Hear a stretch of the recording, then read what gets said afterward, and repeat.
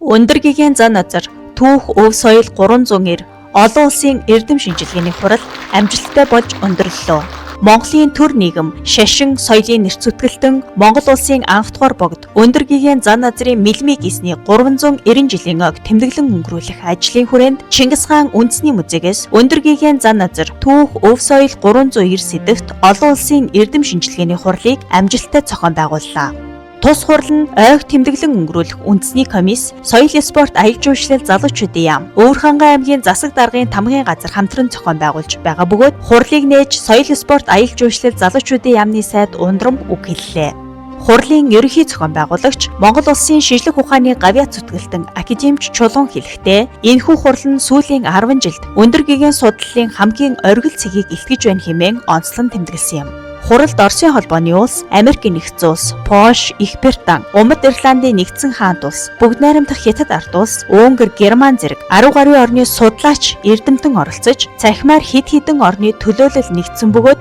нийт 200 гаруй хүн оролцсон юм.